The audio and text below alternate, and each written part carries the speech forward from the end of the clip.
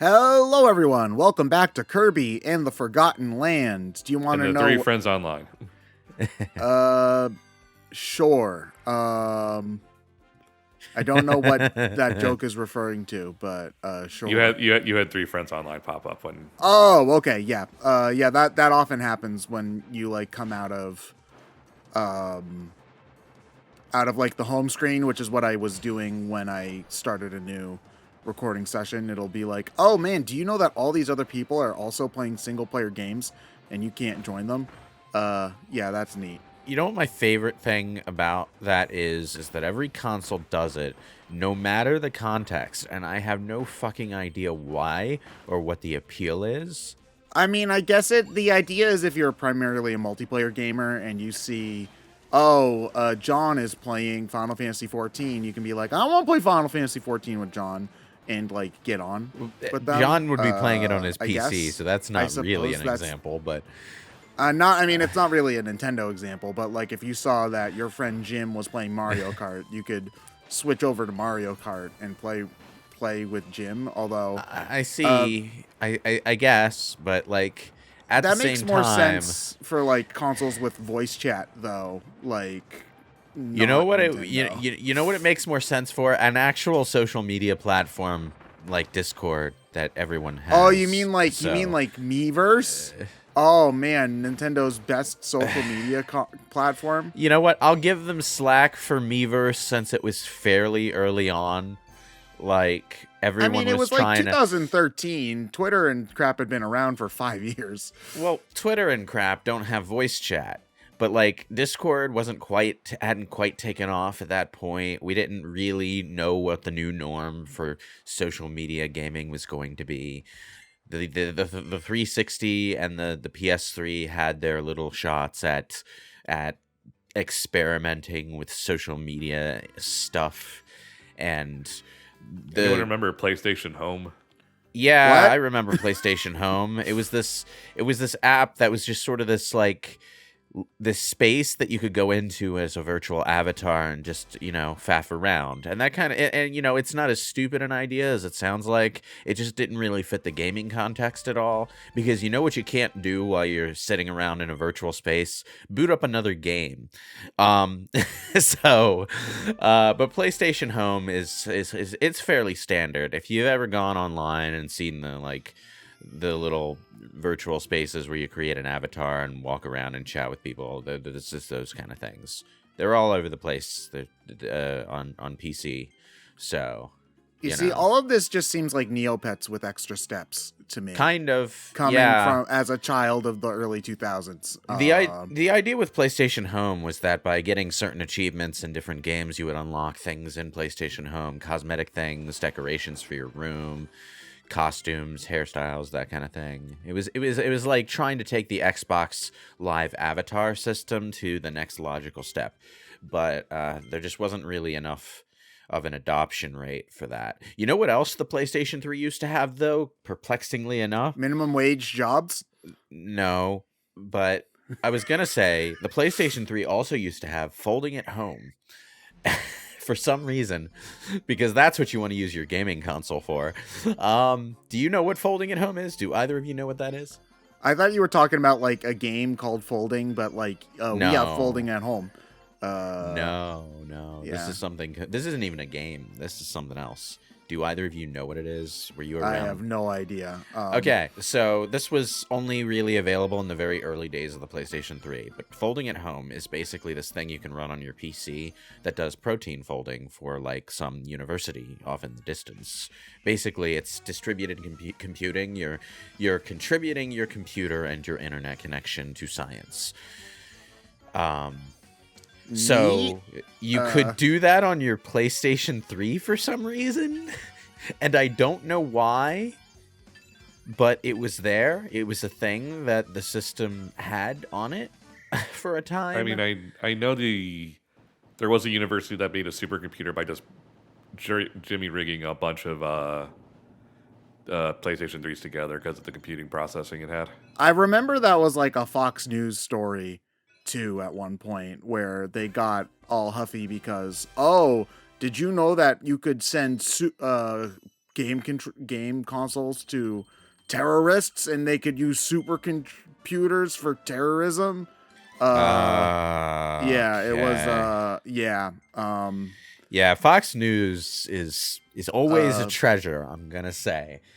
That is indeed one phrase that can be used. Anyway, I don't know why HAL Laboratory decided that in our video game where we attempt to escape from the dull monotony of our minimum wage job, we would want Kirby to also have to go through the dull monotony of a minimum wage job. Also, Kirby is canonically a child, so Waddle-Dee Town uses child labor. So I just want to point that out, that the ethics of Waddle-Dee Town are extremely lax. But how old are the Waddle-Dees? Older than Kirby. Okay, technically younger than Kirby, but they're certainly more there in the head than Kirby. Whether they're like Solarians, live fast, die hard, 40 years old. Probably, yeah. Also, these cheat codes that you can put in, they're not really cheats, but you get certain like little bonuses for putting in these codes, and ones that you're supposed to unlock later in the game will still work even if you input them early. So I'm doing that to get some extra star gems early and upgrade as many of my abilities as possible. On the one hand, you can get a lot of stuff from the passwords if you do them all at once, but on the other hand, they tend to drop food items alongside which aren't really useful. I just do the ones that give you star gems because those are easily the most important thing, and you'll never ever have a problem buying food or other stuff. Can I just like go on a slight rant here? This is a problem, especially with Japanese games. Mostly Japanese games, actually. Western games tend to focus their DLCs on cosmetic items and shit. But like, okay, so many Japanese games, especially RPGs, have just reams and reams of DLC that is nothing but consumable resources that you can get in game, and I don't understand why people buy them. Yeah, that was a thing, and like that goes back a while too. Like even Shin Megami Tensei 4, which turns 10 years old this year. Wait, hold on. Does Shin Megami Tensei 4 actually turn 10 this year? Am I that old? Am I an ancient gamer that I still remember this? Look, just any Tales of game and any Gust game that was published on the PS3 has this going on. It's basically been a thing that they've been doing since DLC became viable. 10 this year. Oh God. Oh, I'm not old. I'm still hip. I'm still with it. But yeah, like you can just like buy a whole bunch. Like there's DLC codes for just like a whole bunch of like life stones and shit. And many of the later ones also just have straight up like DLC for areas where it's specifically extremely easy to grind for like money or experience or stuff like that. Life stones? Wait, life stones are important enough to be DLC? I mean, no. If you actually use them early game, then yeah, like that's one of the things about the SMT that I appreciate is that it's one of those games where I'm gonna just hoard all of my full heal items until the very end is not a legitimate strategy. You actually do have to use them. But with that said, like yeah, they'll give you like a bunch of early game items with a DLC code. There's also a DLC code that gives you samurai armor, but it has the Amazon Prime logo on it. Which is as tacky as it looks, but it's the best armor in the game for like the first 5 hours. So you're going to be walking around looking like a doofus that entire time. So, you know, yeah, Amazon Prime, huh? Yeah, it was 2013. It was a different time.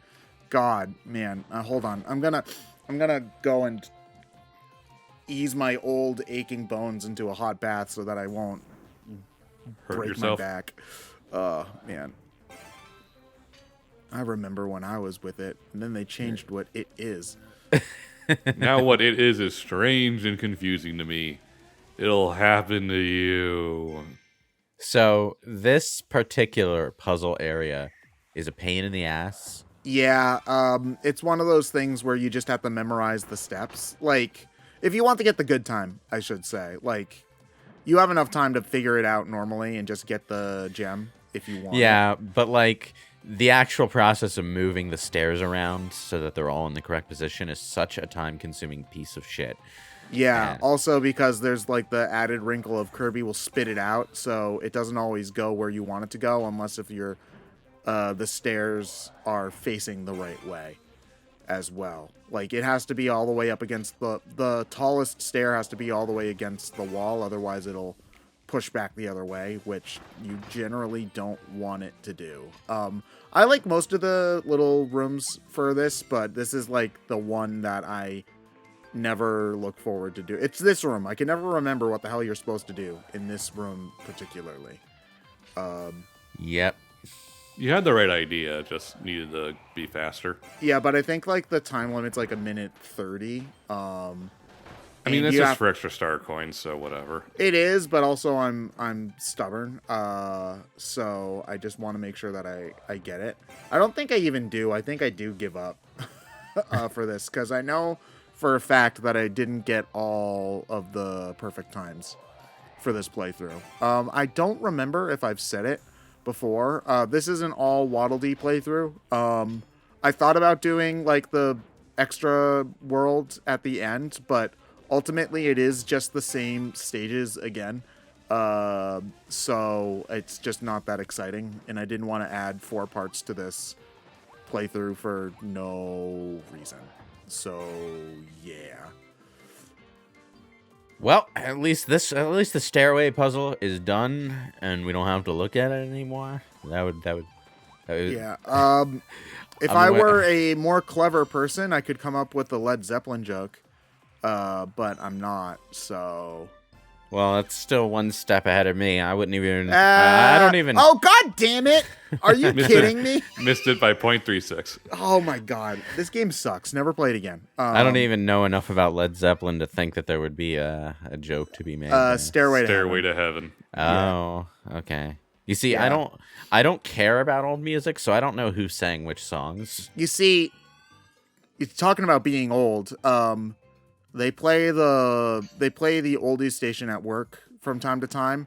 And we're getting to the point where like late 90s music is playing on that, and it makes me sad. The late 90s isn't old. It's old enough to be on the oldies station. Because you have to remember that 80s stuff was on the oldies station when we were kids. So now that we're as old as our parents were when we were kids. I mean, I guess, but at the same time, it was more so the oldie station was more almost my grandparents' age stuff when I was a kid. Yeah, no, it's like I feel they're skipping ahead a little bit too quickly there, but yeah, you know, the one time where we don't want them to actually cover the 90s stuff, and they do anyway. I do have to say though, extremely happy that 3D platformers are back, and that we finally have the nostalgia trip for the late 90s stuff coming out, because it really felt like the 80s and early 90s, like SNES and NES era stuff, was just like the only retro styled thing for forever, like longer than it should have been. So I'm glad that we're getting stuff that calls back to like N64 games, PS1 and PS2 games, you know. I've been playing the new SpongeBob game that came out, the Cosmic Shake, which is surprisingly good, actually. It just feels like a platformer from like 2002 in the ways that are good. You know, not that it's outstanding, but it's just nice to play that kind of game, because they just didn't make them for a long time. Yeah, the like these days we're getting to the point where people are arguing: is PlayStation 2 retro? Is PlayStation 3 retro? PlayStation 2 is definitely retro. Is PlayStation 3 retro? I'd say so at this point, because it's 15 years old. Yeah, we're getting there. The N64 was considered retro when the Wii came out in 2006. So I would say that the PS3 and Xbox 360 are pretty damn retro. It just doesn't feel as retro because they're still up on like Steam and stuff. Yeah. You know what? You know what I've started like using as my metric for retro isn't even necessarily the age of something. It's more the feel of something. Like, that's true. Stuff can feel old even if it's not all that like old. Well, I mean, it sounds more subjective when I put it like that, but the thing I'm talking about is more like the gameplay design mentality that most stuff went by in the PlayStation 2 era was noticeably, appreciably different than it was from PlayStation 3 onward. It feels like PlayStation 3 is the generation where a lot of the gameplay norms of today were normalized. So a lot of the games in the PlayStation 3 era end up feeling like just slightly crustier versions of what we play now. Yeah, that is true. The switch to HD really did change a lot about game design. Like, not in a super... Not necessarily even just in a graphical way, but in the... They have space, gameplay space and processing power to do certain things now, kind of way. Yeah, I mean, like, when you think about it, the PlayStation 3 era gave us The Last of Us and Uncharted. And, you know, that's kind of the standard now. Yeah. And has been for a while. And, like, the only like, major difference between that generation and the two generations that came after it is that PS4, PS5, or Xbox... Xbone/Xbox Series. You know what? I'm just going to keep going by PlayStation because it's less of a mouthful. I get you there. The PS4 and PS5 eras have more open world stuff because the systems can handle it better. But other than that, not much of a difference. And even then, everyone is still fucking playing Skyrim. It's also funny too because you never really saw stuff go away in the same sort of way. Like, for example, like PS3 era definitely did have more like linear types of action and like cinematic games. A lot of The Last of Us, because I don't think it's really calling The Last of Us as an action game isn't like wrong, but it feels ungenuine. It's an action stealth game. Yeah, but with that said, like, even on the PS4, for example, like, those types of games didn't go away. It's just we also got more, like, open worldy type stuff. Yeah. And versus, like, if you look at, like, the PS2 era, as an example, like, halfway into the PS2 era, a lot of, like, the traditional 3D adventure games in the style of, you know, like 3D platformers is the easiest example, but like those just kind of disappeared halfway through the PS2 era.